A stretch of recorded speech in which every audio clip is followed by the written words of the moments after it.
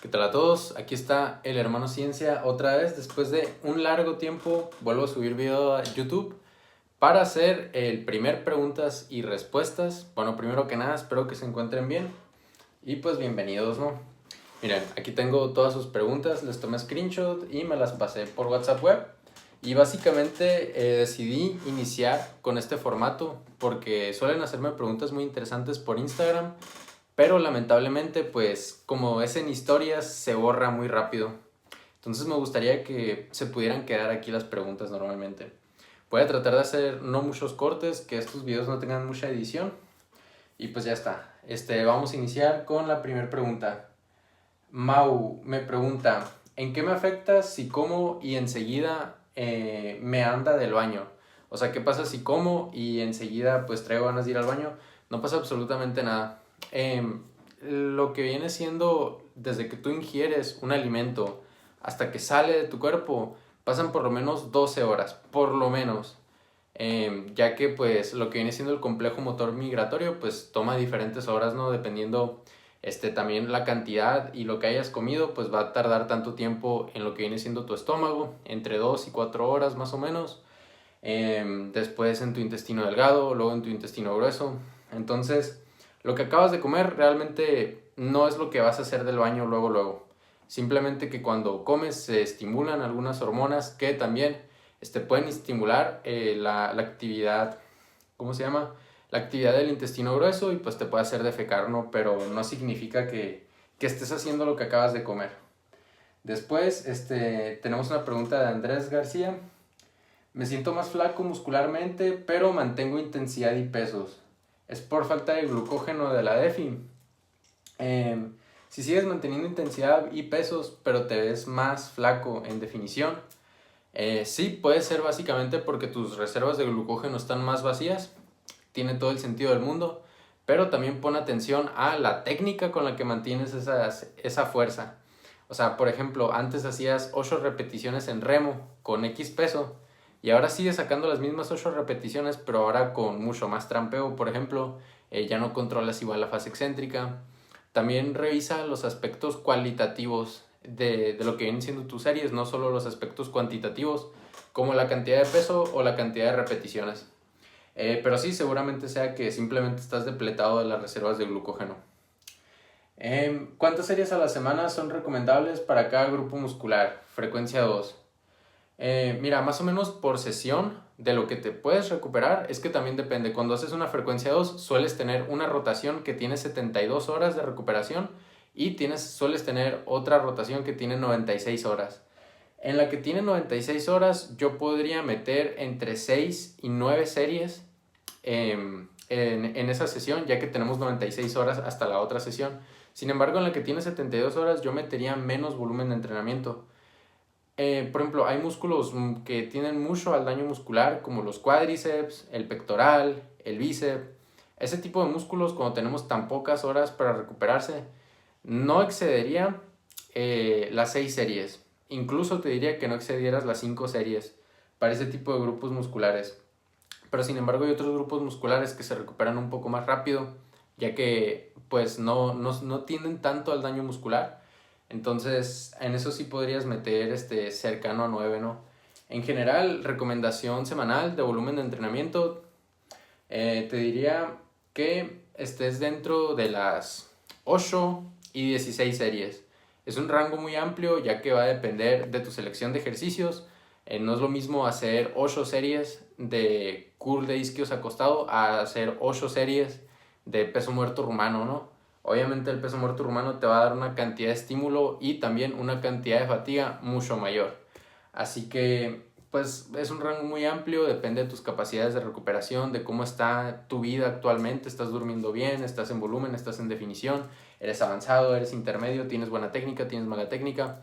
En general, elige una cantidad de series dentro de este rango y ve cómo te estás recuperando semana a semana. Si te sientes muy fresco de ese músculo y no te está creciendo, muy probablemente lo que debas hacer es aumentar la intensidad, mejorar la técnica o simplemente aumentar el volumen de entrenamiento. Tendrías que revisar todos esos factores para ver cuál es el factor causante Y si elegiste, por ejemplo, 15 series y ves que llegas al siguiente entrenamiento con agujetas en ese músculo aún, no estás progresando en cargas, bueno, tal vez te excediste en volumen de entrenamiento y debas reducirlo.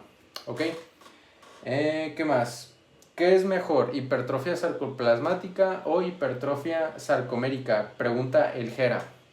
Bueno, pues ambas vienen de la mano. No puedes tratar de hacer muchas repeticiones para estimular más la hipertrofia sarcoplasmática o pocas repeticiones para estimular más la hipertrofia sarcomérica.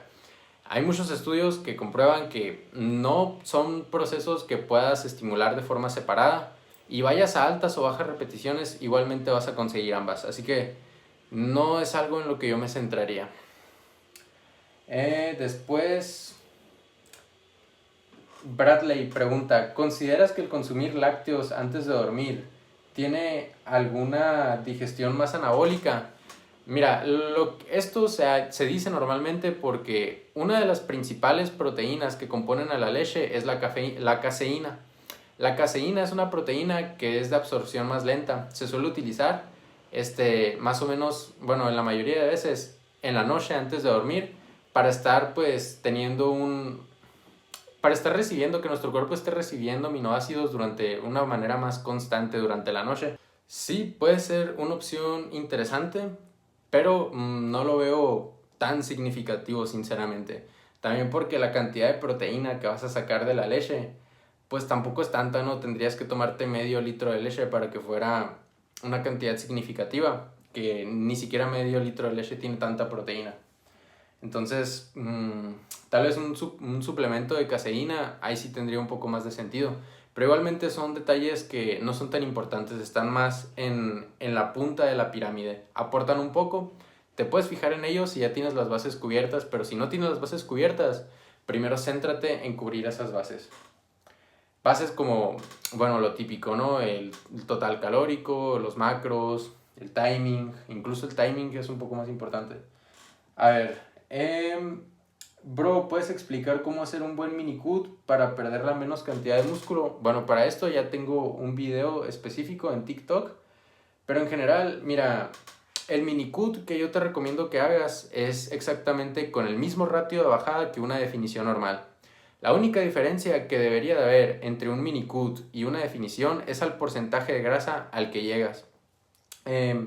Tratar de hacer un déficit muy agresivo y bajar muchos kilos en pocas semanas no va a ser lo más inteligente. Vas a perder músculo, vas a perder mucho rendimiento que después te va a costar recuperar. Entonces, ten un ratio de bajada moderado, aproximadamente entre medio kilo y 1 kilo a la semana, ¿ok? Para ello, ve reduciendo las calorías de forma gradual hasta que estés en el ratio de bajada deseado, ¿no? O sea, si tú te propusiste bajar 700 gramos a la semana, ve buscando unas calorías que te permitan bajar esa cantidad de gramos. Y ya está. La diferencia que va a haber en cuanto al porcentaje de grasa al que vas a bajar es que en una definición pues vas a buscar llegar a un porcentaje de grasa un poco más extremo, y en un minicut simplemente vas a buscar bajar a un porcentaje de grasa lo suficientemente saludable o lo suficientemente conveniente para después continuar con la etapa de volumen. Entonces sería todo. En ambas etapas deberías de bajar más o menos igual de rápido, solamente que el minicut lo vas a parar antes, ya que tu objetivo es poder continuar con el volumen lo antes posible. Sin embargo, en una definición no, en una definición tu objetivo va a ser un poco más estético porque te estás preparando para alguna competencia, una sesión de fotos, lo que tú quieras.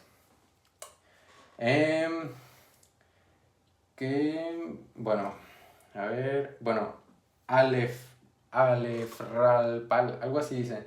¿Los aductores cuentan como volumen semanal de los quads? No.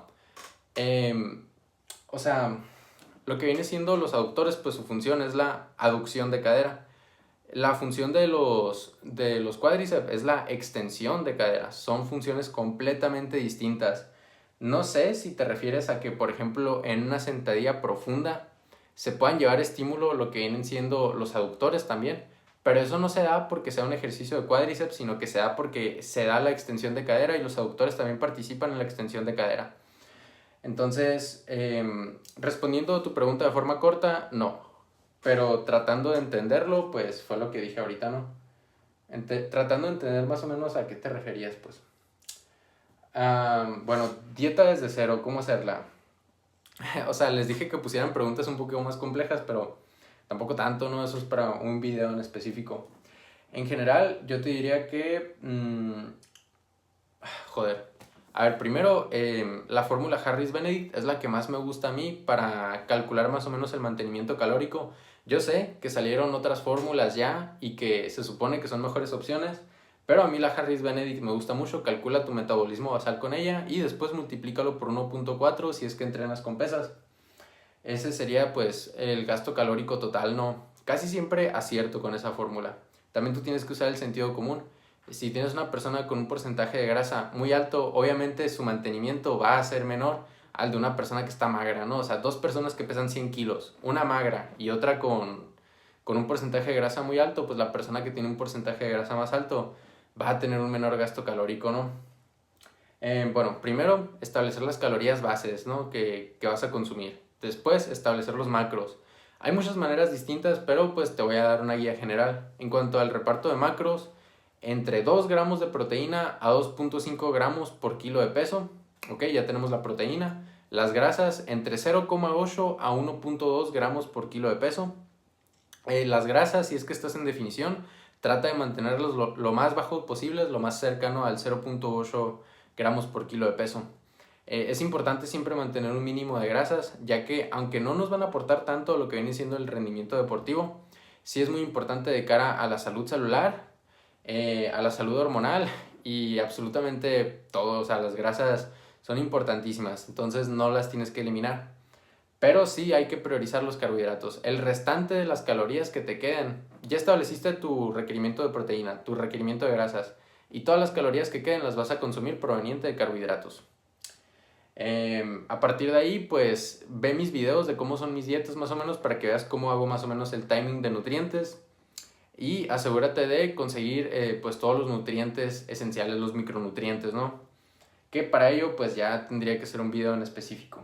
Ahora, ¿cómo pasar exactamente de definición a volumen? No la quiero cagar. Para ello tengo una publicación en Instagram, te recomiendo que la veas.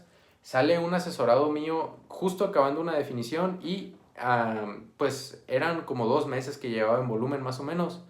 Y básicamente es ir aumentando las calorías de forma gradual. Si tú acabaste la definición en unas 2000 calorías, por ejemplo, y ya estás estancado, sube 200 calorías más.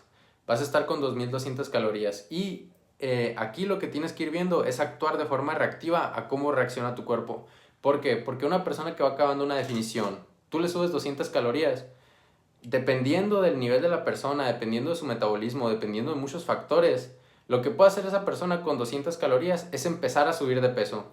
O por el contrario, como me pasó con el asesorado que subía mi publicación, yo cuando le subía 200 calorías, lo que pasaba es que él empezaba a bajar más de peso. ¿Por qué? Porque empezaba a revertir esas adaptaciones negativas al déficit, estaba teniendo más energía, se movía más, su rendimiento estaba aumentando, entonces su gasto calórico era menor, era mayor que diga. Y cuando le subía calorías, bajaba más de peso en lugar de subir.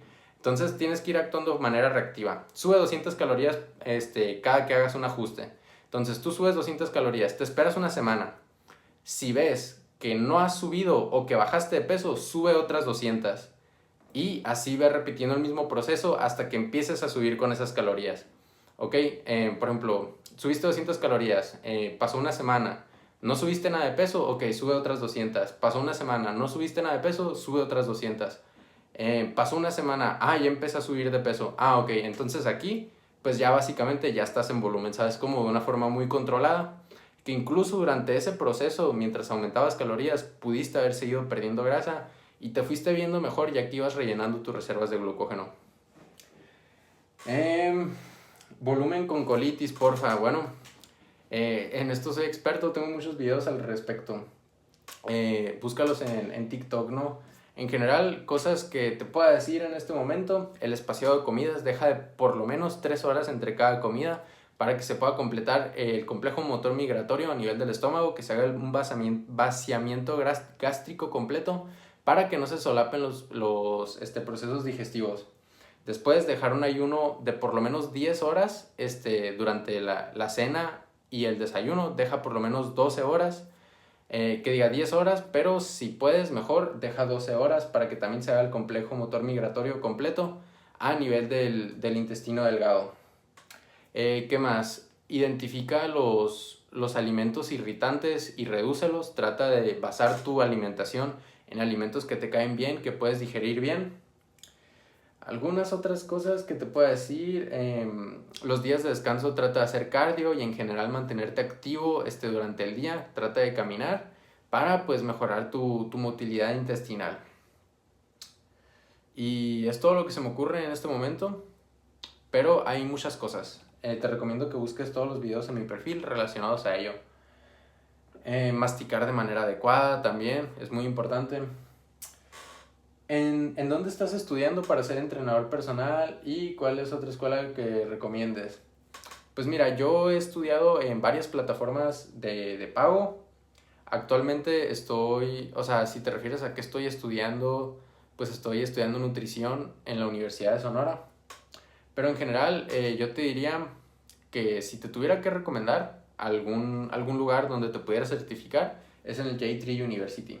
Yo no he estudiado ahí, pero he visto muchos materiales de ese lugar y estaba muy completo, la verdad. O sea, yo te diría que ya con solo el J3 University podrías obtener una muy buena base. Aunque créeme que en ningún lugar que estés, por más caro que sea o por más completo, vas a aprender todo lo que necesites. Siempre te tienes que nutrir absolutamente de todos los lados, claramente siempre contrastando la información y teniendo un criterio propio, ¿no?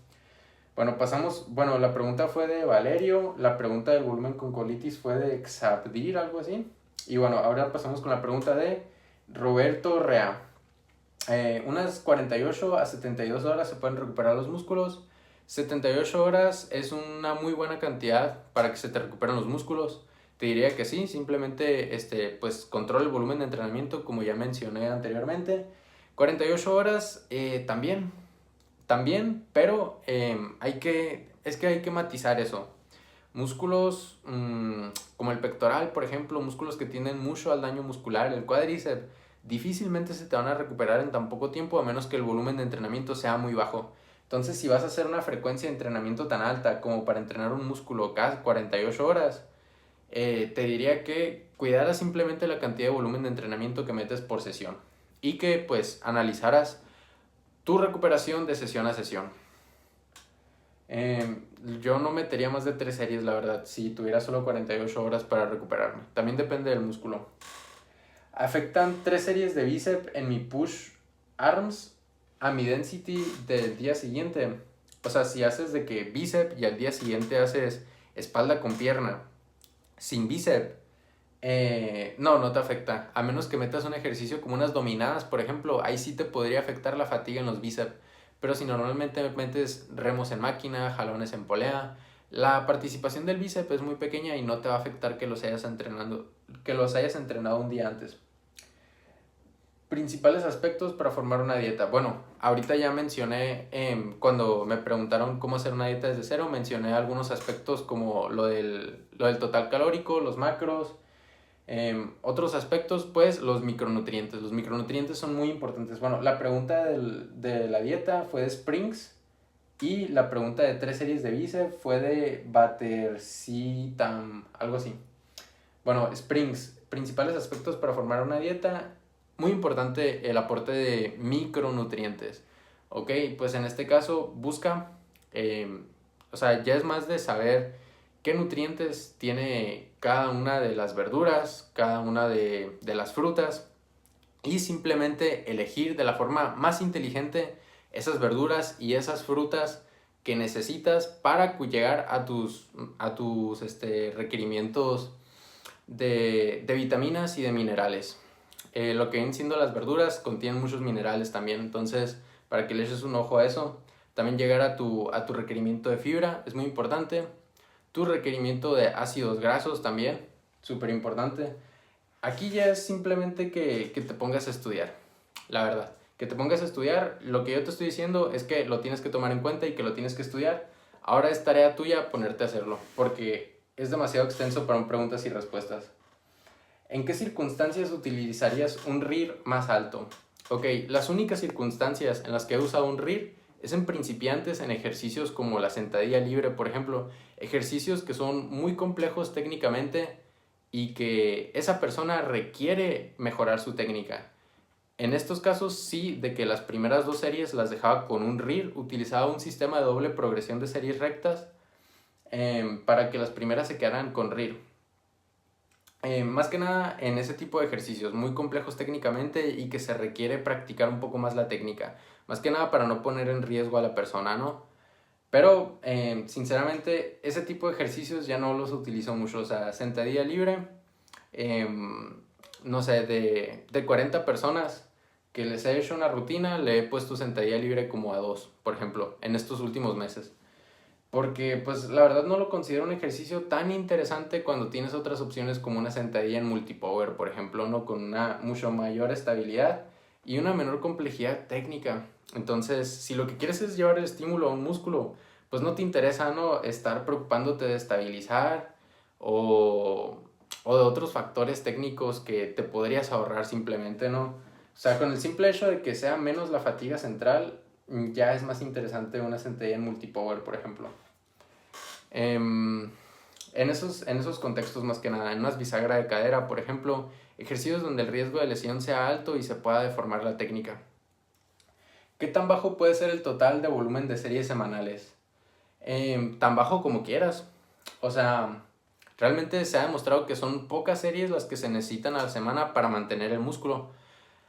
Alrededor de unas 4 series se podría decir, y que ya si haces más de esa cantidad, pues ya estarías creciendo, ¿no? O sea, si con 4 series mantienes el músculo, con 5 ya estás creciendo. Bueno, habría que matizar eso, o sea, sí estarías creciendo, pero ¿a qué ritmo? A un ritmo lento. Si estarías haciendo, por ejemplo, la máxima cantidad de volumen de entrenamiento que puedes hacer de forma efectiva, bueno, tal vez son 12 series, tal vez son 14 series. Obviamente vas a crecer más rápido haciendo 14 series que haciendo 5, si es que te estás recuperando, ¿no? Si es parte de tu volumen efectivo. Entonces, puedes crecer con pocas series, pero si te puedes recuperar y puedes aprovechar más series, vas a crecer con más series. Entonces, no es como que haya un mínimo. Yo te diría que en general te movieras, o sea, si quieres ganar la mayor cantidad de masa muscular posible, hicieras por lo menos 6 series a la semana, por lo menos. Y a partir de ahí, pues ya te puedes mover un amplio espectro dependiendo de tu recuperación. ¿Qué estudias? Nutrición. Pregunta Rafa. O sea, preguntó qué estudias, yo le dije nutrición. Ucielito fue el que preguntó el total de series. A ver, Diego pregunta, bro, ¿cómo hago para pasar de volumen a definición y de definición a volumen? Bueno, ahorita expliqué cómo pasar de definición a volumen, ahora vamos a ver cómo pasar de volumen a definición. ¿Ok? Bueno, me agarran un poco en blanco estas preguntas, es la primera vez que las leo. De volumen a definición, muy sencillo. Simplemente ve reduciendo las calorías de forma paulatina hasta que encuentres unas calorías en las cuales estés en el ratio de bajada que quieres. Por ejemplo, lo recomendado para una definición es que bajes entre 0,5 a 1 kilo por semana. Entonces, tú tienes que encontrar unas calorías, tienes que ir disminuyendo las calorías hasta que te encuentres en ese ratio de bajada. Si ahorita estás consumiendo 3200 calorías, empieza a reducirlas de forma gradual. Ponle que las fuiste reduciendo a 3000, no bajaste de peso. 2900, no bajaste de peso. 2800, mira, empecé a bajar de peso, bajé 400 gramos esta semana.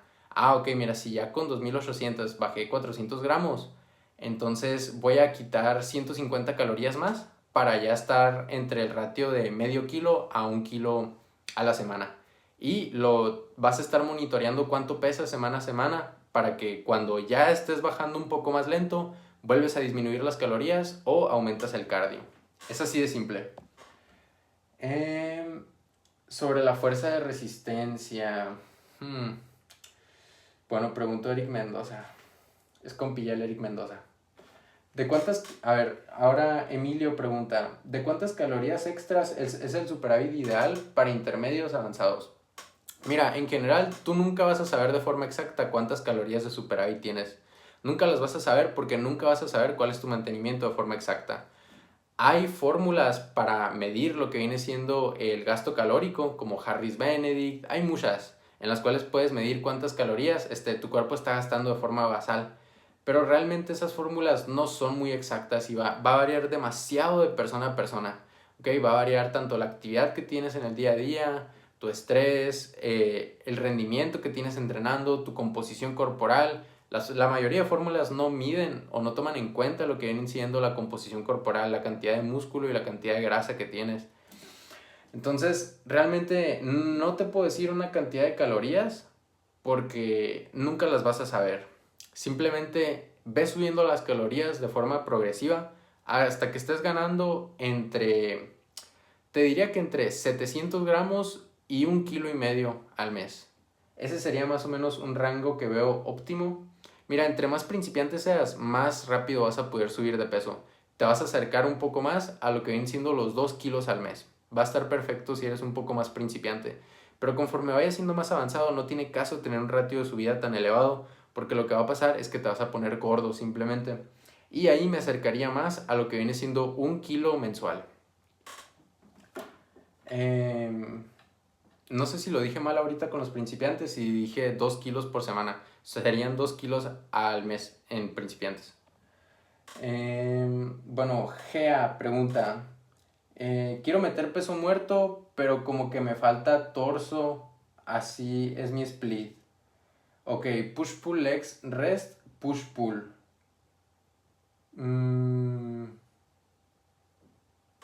Ok, quiero meter peso muerto, pero como me falta torso, sí es su split. Ok, alguien quiere meter peso muerto, pero quiere priorizar el torso. Y este es su split.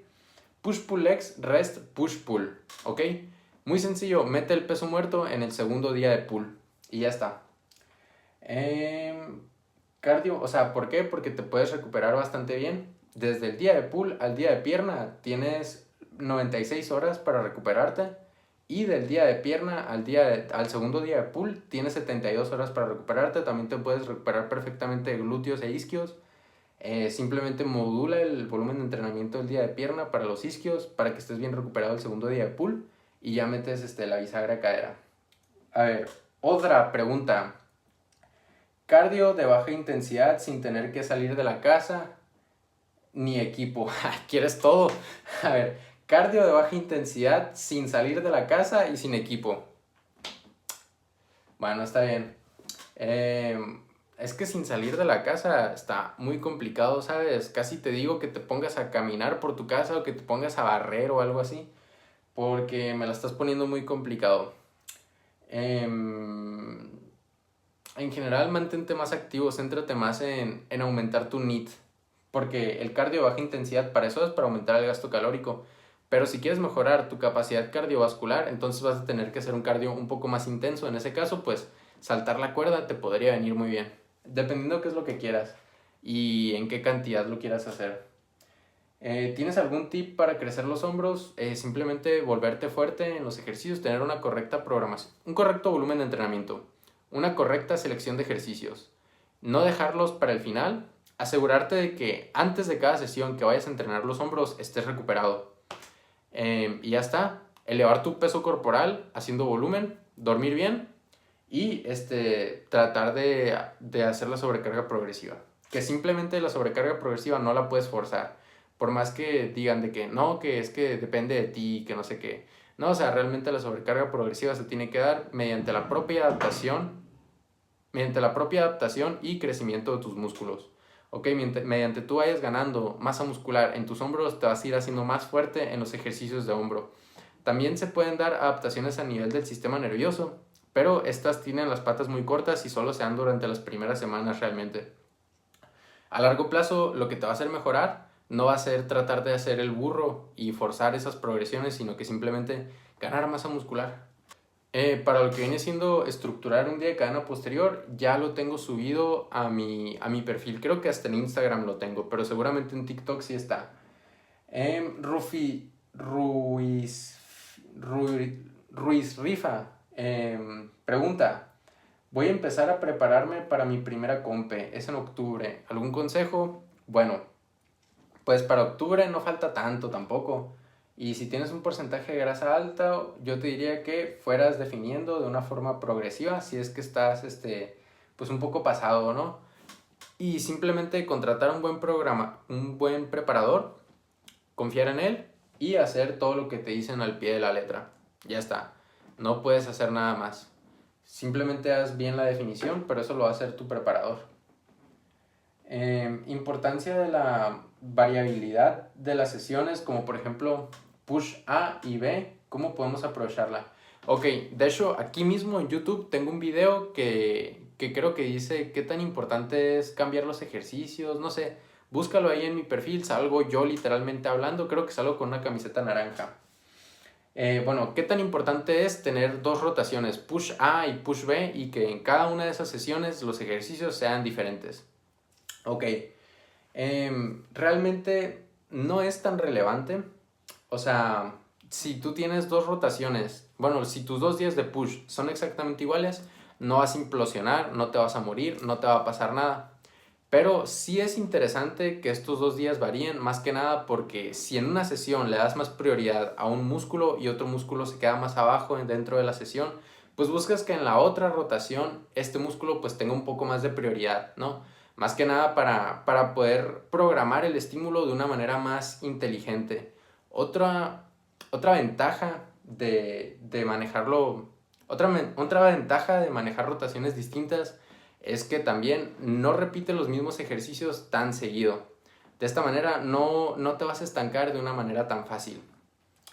Realmente es eso, simplemente añadir un poco más de variedad para no estancarte y que el estímulo no sea redundante y poder acomodar el estímulo de una manera más inteligente. Simplemente para eso sirve el tener dos rotaciones distintas. Pero como te digo, si tus dos rotaciones son iguales, tampoco pasa nada. La semana de descarga es necesaria. ¿Cuándo hacerla o cómo saber si la necesito? Pregunta Mati. Ok, Mati, la semana de descarga es una herramienta interesante para cuando llevas muchas semanas seguidas entrenando, acumulando fatiga y empiezas a tener síntomas de sobreentrenamiento. Ok, síntomas como estar muy apático, muy cansado, sin ganas de entrenar, incluso sientes como que empiezas a tener menos fuerza. Todos estos síntomas se suelen solucionar cuando haces una semana de descarga, que es básicamente reducir el volumen de entrenamiento y reducir la intensidad durante una semana o dos, dependiendo de tu nivel de fatiga, ¿no? Para que tengas que hacer una descarga de 2 semanas, realmente tiene que ser muchísima la fatiga y tendrías que haber estado ignorando las señales que te da tu cuerpo durante muchísimo tiempo. A mí me ha pasado y créeme que aún después de 2 semanas seguidas de descarga estaba destruido aún, pero pues eso fue en otra etapa, ¿no? Antes de descubrir muchas cosas. Tenía muy poco en el gimnasio. Entonces sí, la semana de descarga es una herramienta útil para cuando la fatiga acumulada semana tras semana pues es bastante alta, ¿no? Entonces ya te dije cómo hacerla, reduce el volumen de entrenamiento a la mitad y también reduce la intensidad, quédate aproximadamente en un RIR 4 en todas tus series. ¿Cómo saber si la necesito? Pues cuando tengas los síntomas de sobreentrenamiento que ya comenté. Yo creo que sería todo. Es importante también que si necesitas una descarga muy seguido, es un indicativo de que tu volumen de entrenamiento es demasiado alto y debes bajarlo. Si necesitas una semana de descarga cada 6 semanas, cada 4 semanas, es que realmente estás excediendo tu cantidad de volumen de entrenamiento. ¿Ok? Bueno, Matías pregunta, creo que hablo por muchos. Si no estoy viendo resultados y estoy haciendo las cosas bien, o sea, ¿qué es lo que pasa si estoy haciendo las cosas bien y no veo resultados? Pregunta Matías. Bueno, yo también antes pensaba que hacía las cosas bien y que no veía resultados, pero realmente lo que pasa cuando pasa eso es que no estás haciendo las cosas bien, simplemente. Tú puedes tener una rutina que a tus ojos se vea bien, puedes tener una técnica que a tus ojos se vea bien, puedes tener una intensidad que a tus ojos se vea bien, una dieta que a tus ojos se vean bien, pero realmente, o más bien en la realidad, pues no sea así. Primero, identifica las bases, ¿ok? Y las bases las vamos a medir con resultados. No te voy a decir, come bien, porque ya me vas a decir que sí estás comiendo bien. Entonces te voy a decir, ¿cuánto kilo a la semana? ¿Cuántos kilos has ganado en este último mes? ¿Cuántos kilos has ganado en estos últimos 4 meses? No has ganado ni 1 kilo, eso significa que tu dieta no está bien. ¿Ok? Si estás haciendo volumen y llevas 4 meses en volumen y no has ganado ni 1 kilo, es que no estás haciendo volumen, no estás haciendo una dieta para volumen. Entonces lo que ocupas hacer es elevar las calorías. Preferiblemente si ya tienes una buena cantidad de proteína y de grasas que provengan de los carbohidratos, ya que son las que más se asocian con el rendimiento deportivo. Entonces, primero, tienes que estar ganando entre 1 kilo y 2 kilos al mes. ¿Ok? Si no estás haciendo esto, simplemente como base, tu dieta no está bien. Ahora, puede que estés ganando peso y que hayan otros aspectos en tu dieta que hagan que sea una mala dieta, ¿no? Pero por lo menos esta es la base, que estés ganando peso mes a mes. Segundo, ¿tu técnica es realmente buena? Bueno, aquí es un poco más complicado ayudarte. Realmente lo mejor sería que contrataras a alguien que te ayudara a corregir la técnica de tus ejercicios o que compraras algún curso de los tantos que hay de biomecánica. Yo me centraría más que nada en eso y en la programación también. En la programación también es difícil ayudarte. No sé si estás haciendo volumen de entrenamiento de más, de menos, si simplemente tienes una mala split o la selección de ejercicios que tienes es mala. No te sabría decir. Te diría que simplemente también o contrataras a alguien o te pusieras a estudiar como un cabrón. Pero ya te digo, si haces las cosas bien y no estás progresando, es que no estás haciendo las cosas bien. Juan Figueroa pregunta, ¿el aceite que consumes se pesa o cuenta para las calorías que consumes en un día? Sí, el aceite cuenta para las calorías que consumes en un día y cuenta bastante. ¿Ok? Yo, por ejemplo, en la mañana cuando me hago mi desayuno, que son 4 huevos con 160 gramos de tortilla, le echo 5 gramos de aceite. Que literalmente 5 gramos de aceite son 5 gramos de grasa neta. O sea, literal estarían 5 gramos de grasa más en tus macros. Y cada gramo de grasa tiene 9 calorías. Entonces, imagínate, serían 45 calorías ahí que no estarías contabilizando. Entonces, sí, contabiliza el aceite también. Yo lo peso porque 5 gramos de aceite son 5 gramos de grasa, como ya te dije. Entonces, se me hace muy práctico hacerlo de esa manera. A ver, ¿qué métodos de intensificadores recomiendas? Ok, métodos de alta intensidad, los mejores métodos de alta intensidad. Eh, Realmente yo no los uso mucho, pero los que más utilizo cuando los uso es el rest pause y el drop set, ¿ok? Más que nada el rest pause, el drop set casi no lo utilizo. ¿Por qué casi no los utilizo? Porque realmente veo mucho mejor lo que vienen siendo las series rectas. Las series rectas en las cuales estás descansado y estás al 100% de tu capacidad, tanto emocional como física, para exprimirte en esa serie. ¿Ok? Tú cuando recién terminas una serie donde recién lo diste todo y bajas el peso y tienes que seguir, o sea, ¿tú crees que estás al 100% de tus capacidades mentales y físicas para afrontar esa serie y realmente que sea una serie provechosa? O sea, definitivamente no.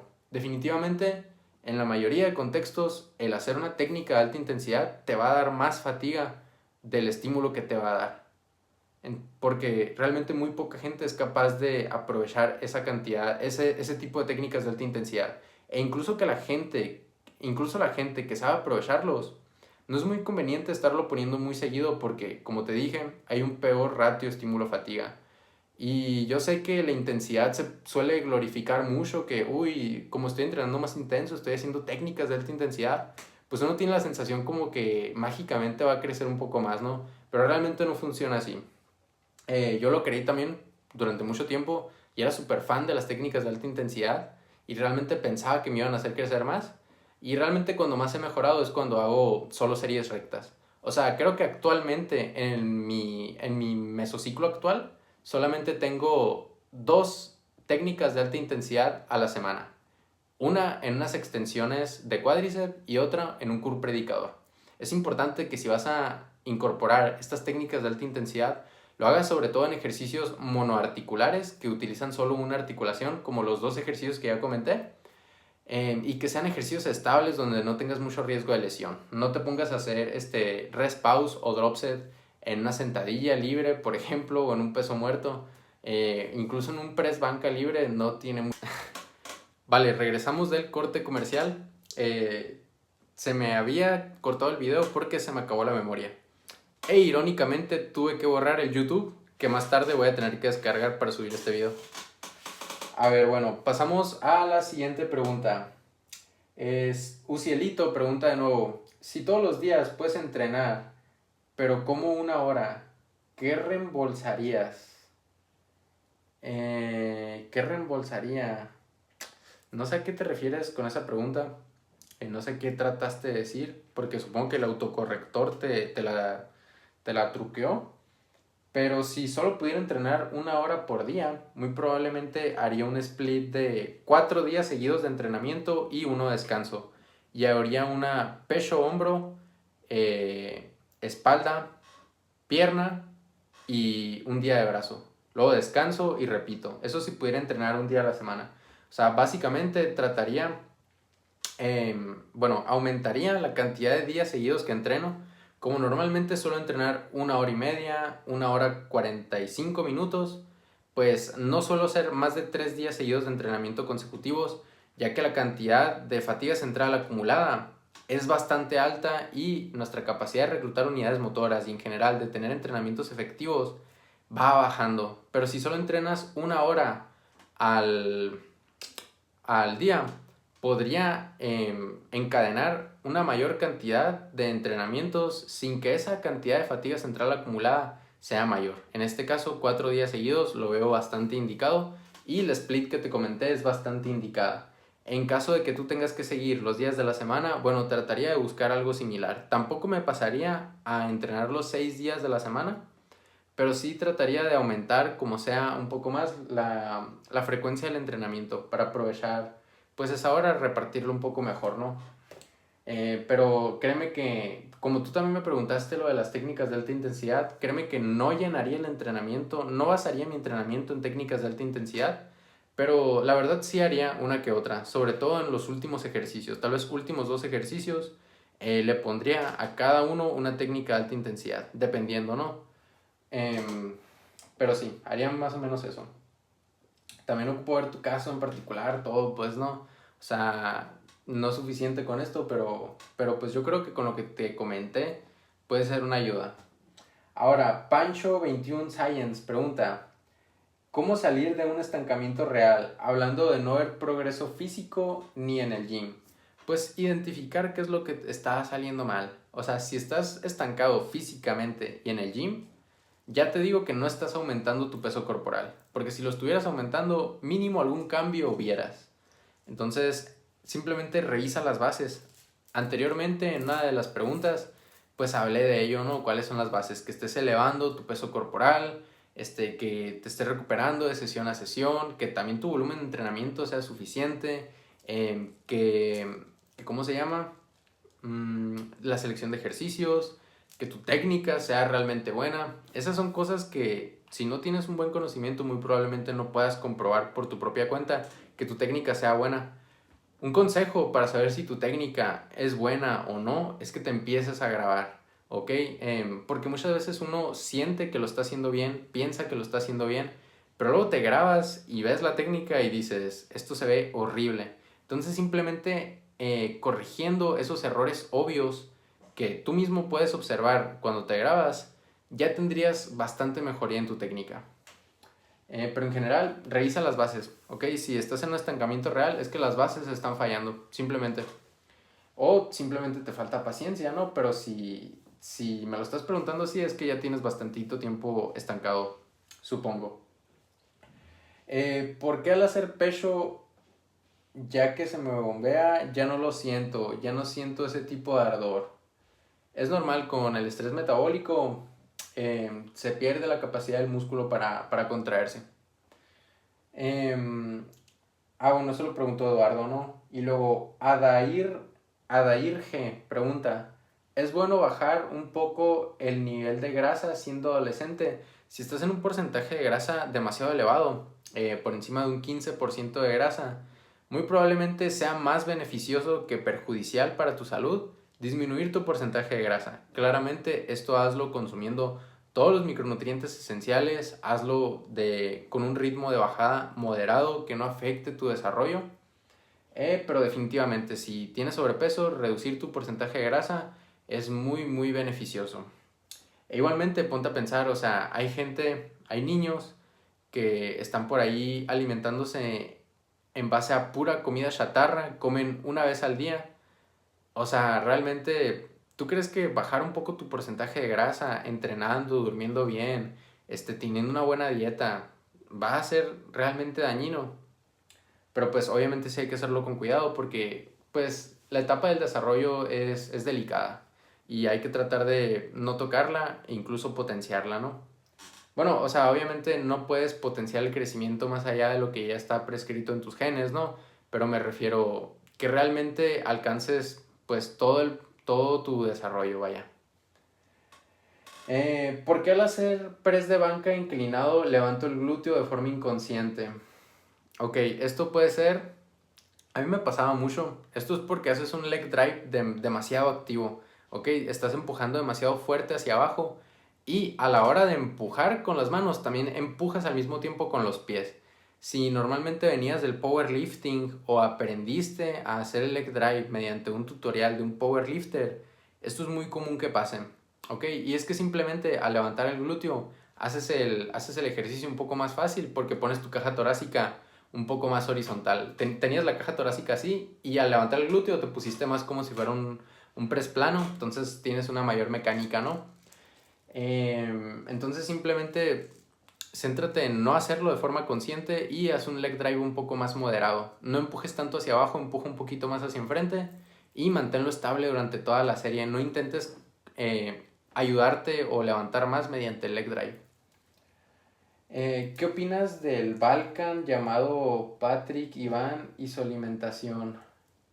No lo conozco al Balkan llamado Patrick Iván y su alimentación. No lo conozco, la verdad. Lo siento mucho. Realmente yo ya veo poco contenido de fitness, no conozco mucha gente. ¿Cuáles serían tus características específicas para que un ejercicio sea excelente? Ok, bueno, ¿qué características tendría que tener un ejercicio para que sea excelente? Primero, estabilidad, ¿ok? Que sea un ejercicio estable. No que la estabilidad no es tan importante, están obsesionados con la estabilidad, bla, bla, bla. Ok, ponte a hacer una sentadilla unilateral encima de una pelota de esas que hacen los ejercicios funcionales y así.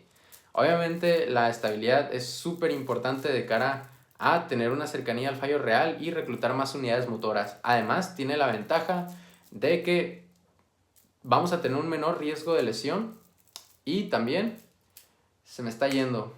Un menor riesgo de lesión, tenemos la cantidad de unidades motoras que reclutamos. Ah, bueno, y también tenemos lo que viene... Ah, me marcaron y se me volvió a olvidar.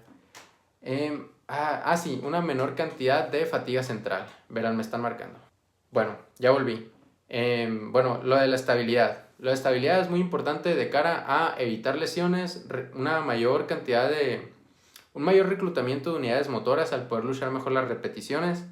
Y también vamos a tener una menor cantidad de fatiga central al tener esa estabilidad extra, ¿no? Tenemos estabilidad, tenemos capacidad de progresión a largo plazo. Si tú tienes un ejercicio que es muy bueno biomecánicamente y tal, pero en el cual no puedes progresar a largo plazo, no tiene ningún sentido hacerlo. Otro punto, la alineación o que se sienta bien, ¿sabes? Que sería lo mismo. Que tenga una buena alineación al ejercicio. Si tú tienes un ejercicio para pectoral, por ejemplo, pero que en lugar de ser un ejercicio convergente, una trayectoria convergente, tiene una trayectoria divergente que abre tus manos, pues obviamente no va a llevar el estímulo al músculo que lo quieres llevar.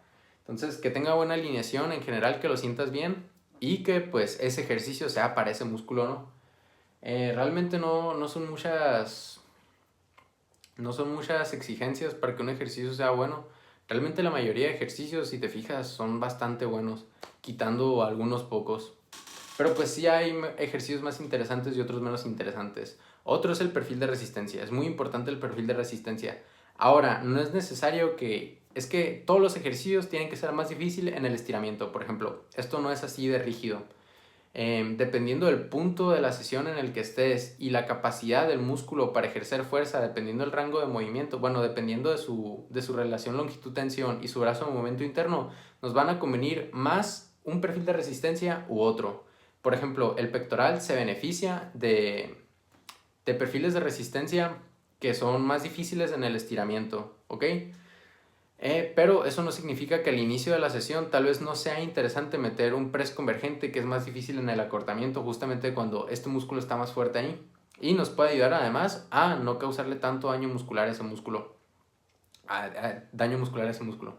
Pero, o sea, el perfil de resistencia varía mucho, pues. Por ejemplo, el glúteo es más difícil en el acortamiento, es más fuerte en el acortamiento. Entonces aquí no nos va a interesar una máquina de hip thrust que sea más difícil en el estiramiento, por ejemplo. Nos interesa lo contrario, ejercicios que sean difíciles en el acortamiento para el glúteo. El dorsal, lo mismo. No nos interesan ejercicios que sean muy difíciles en el estiramiento porque con tantos grados de flexión del húmero, el dorsal no tiene mecánica, pero tampoco nos interesan ejercicios que sean muy difíciles en el acortamiento porque el dorsal, por su longitud-tensión, no va a tener mucha fuerza en el acortamiento también. Realmente lo que viene siendo el dorsal es más fuerte más o menos a los 45 grados de flexión del húmero. Aquí es cuando el dorsal es más fuerte y nos van a interesar, por ejemplo, ejercicios que sean más difíciles en ese punto, ¿no? Entonces, el perfil de resistencia varía en muchas cosas, como ya comenté. También varía, por ejemplo, en la fatiga que tiene un músculo y su capacidad de contraerse. Cuando un músculo está fresco, es muy difícil en el máximo cortamiento, es muy fuerte en su máximo cortamiento, pero cuando ya está más fatigado, pierde su capacidad de llegar al acortamiento. Entonces, con una mayor fatiga, ejercicios que son más difíciles en el estiramiento son más interesantes. Entonces, hay que ver cuándo ese músculo es más fuerte y la cantidad de fatiga a la que está sometida en ese punto de la sesión. Entonces, en base a ello, va a determinarse un perfil de resistencia ideal para cada momento. ¿Ok? El perfil de resistencia lo veo muy importante, sinceramente. Es una buena pregunta la que hiciste. Joder, me viajé bastante. Que a ver... Valgang pregunta, ¿qué opinas de la semana de descarga? Ok, bueno, ya hablé de la semana de descarga, Valgang. Te recomiendo que lo veas más adelante. Hablé extensamente de la semana de descarga. ¿Cuál es la base principal para hacer una dieta? Ok, Jonty preguntó eso. Ya lo respondí también. Ok, últimas dos preguntas. El José Mamado pregunta, ¿es cierto que se puede perder músculo catabolizar o son puras mentiras? Sí, sí se puede perder músculo si tú dejas de entrenar, si te sometes a un déficit calórico muy extremo, pues son algunas de las razones por las cuales puedes perder músculo. El catabolismo y el anabolismo está presente en el cuerpo de una manera constante. Constantemente tu cuerpo está degradando y construyendo las estructuras de este mismo. Entonces es simplemente que haya un equilibrio positivo hacia el anabolismo o un equilibrio positivo hacia el catabolismo. Mediante tu alimentación, mediante el entrenamiento, en general tus hábitos, tú puedes propiciar a que haya un entorno, o sea, que hay un balance positivo hacia el anabolismo, o sea, que se esté construyendo más de lo que se está degradando, o que haya un balance positivo hacia el catabolismo, que se destruya más de lo que se construye. Bueno, siguiente pregunta. Axel Márquez pregunta, y última pregunta al fin. ¿Qué tan importante es la respiración en los ejercicios compuestos y o analíticos? Ok, bueno, los ejercicios compuestos es súper importante. En los analíticos también, pero en los compuestos va a tener mucho que ver en cuanto a tu capacidad de estabilizar. Sobre todo en los ejercicios que tienen carga axial. ¿A qué me refiero con esto? Me refiero a ejercicios que tienen carga sobre, en general, la columna. Ejercicios como un remo con barra, ejercicios como una sentadilla en Smith, ejercicios como una bisagra de cadera, un peso muerto rumano. En estos ejercicios hay fuerzas que intentan doblar nuestro torso. Entonces es muy interesante hacer bracing abdominal. ¿Ok? Hacer bracing abdominal nos va a ayudar a tener una mayor estabilidad en todo nuestro torso. Tengo un video hablando más a profundidad al respecto en TikTok, lo subí recientemente por estas fechas y pues te recomiendo que lo veas. Está el tutorial también de cómo hacer este famoso bracing. También mantener una respiración constante tanto en ejercicios compuestos como en ejercicios analíticos es muy importante. Más que nada para tener un suministro de oxígeno constante, ¿no? Y poder llegar al fallo mediante la fatiga muscular y no mediante la fatiga cardiovascular. ¿Qué más? Bueno, en general para la producción de energía es muy necesario el ATP para hacer una ¿cómo se llama? Ah, que la hidrólisis de la glucosa sea aeróbica y que no sea anaeróbica, porque de forma aeróbica nos va a dar una mayor cantidad de ATP, es una forma más eficiente, pues. Entonces, es muy importante tener una buena respiración. También, por ejemplo, en los presses es muy importante que respires por el estómago y que no respires con el pecho, para que no estés desestabilizando tus escápulas. Yo sé que normalmente se dice, en press banca respira con el pecho. Bueno, eso es para cortar el rango de movimiento. Si quieres ser powerlifter, hazlo. Pero si quieres ganar músculo, respira por la panza. Bueno, de forma diafragmática, vaya. Y bueno, son todas las preguntas. La verdad, pues no es el mejor preguntas y respuestas. O sea, que no tiene las preguntas más complejas del mundo. Pero pues espero que la verdad les haya sido de mucha ayuda. Que la gente que me preguntó vea este video. Porque pues al final es para ellos y para pues toda la gente que lo ve. En general que pueda pues obtener conocimientos, ¿no? A mí me gusta mucho este tipo de formato de videos y pues espero que ustedes también los hayan disfrutado, la verdad. Disculpen si me trabé un poco, pero pues yo soy muy disperso. La verdad me sorprende que haya hecho todo tan corrido. Normalmente suelo hacer muchos cortes porque me quedo oído acá. Y pues nada, los quiero muchísimo y espero que se la pasen bien. Miren mi pulsera.